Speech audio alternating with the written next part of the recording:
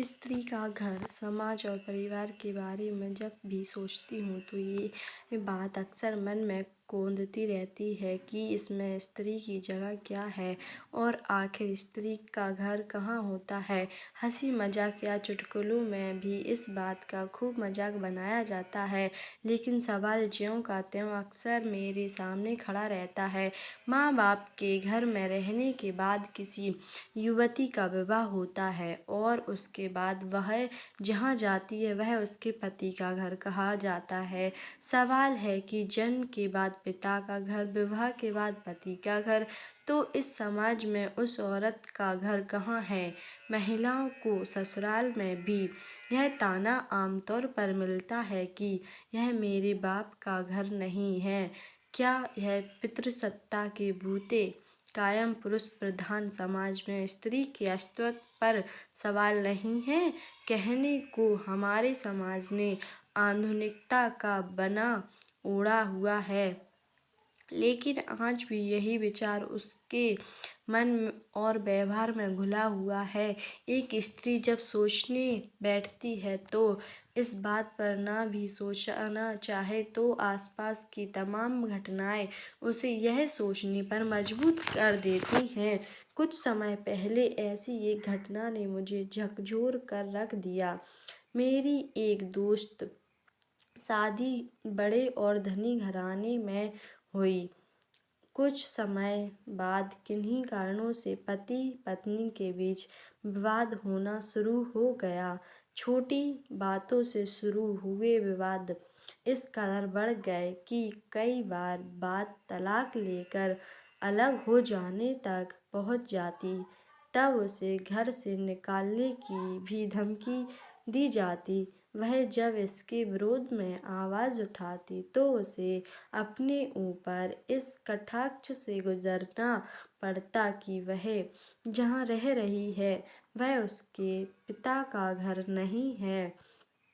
यानी ससुराल में एक स्त्री जिन ईंट पत्थरों के दीवारों को सजाती संवारती है, घर के जिन सदस्यों को वह अपना मान कर उनके लिए सब कुछ करती रहती है, कब उसके लिए पराया घोषित कर दिया जाए यह उसे भी नहीं पता होता। दरअसल यह सवाल सिर्फ चार दीवारी के रूप में घर की नहीं, यह लड़ाई है अधिकारों की, एक औरत के वजूद की, वह वजूद जहाँ स्त्री अपने दम पर कह सके कि अमुक चीज़ उसकी है।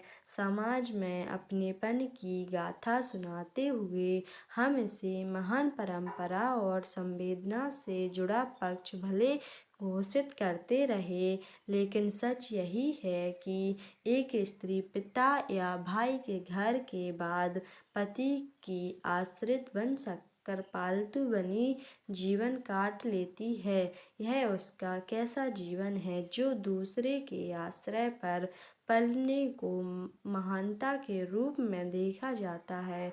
पितृसत्तात्मक मानसिकता में जीने वाले समाज में अगर ऐसा हो कि विवाह के बाद पुरुष विदा होकर लड़की के घर जाए, तो क्या पुरुषों को ऐसी ही बातों से दो चार होना पड़ेगा?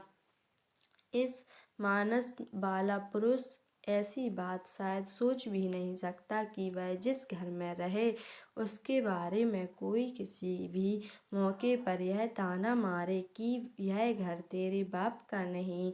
समाज ने अपने ढांचे में औरत को सबसे निरीह बना रखा है और उसकी इसी निरीहता को उसकी महानता के रूप में पेश करता है। क्या उसका और क्या उसका नहीं, यह फैसला करना स्त्री के हाथ में नहीं है।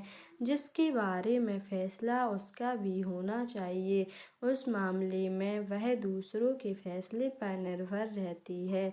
विडंबना भी यही है कि 21वीं सदी की तमाम आधुनिकताओं को जीते हुए समाज में औरत अपना घर तलाश रही है। इस अधिकार की लड़ाई को सार्थक और सफल बनाया जा सकता है जब स्त्रियां आर्थिक रूप से आज़ाद होंगी, अपने गुजारे के लिए वे किसी पर आश्रित नहीं होंगी, तब जाकर उसका आधा अधिकार पूरा होगा। हालांकि यह बदलाव भौतिक पहलू का होगा, बाकी का आधा अधिकार उसे तब हासिल होगा जब स्त्री की सोच बदलेगी।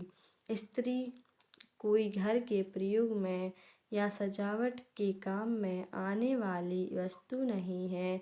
अगर कोई ऐसा सोचता है तो वह यह सोच बदलने का वक्त है।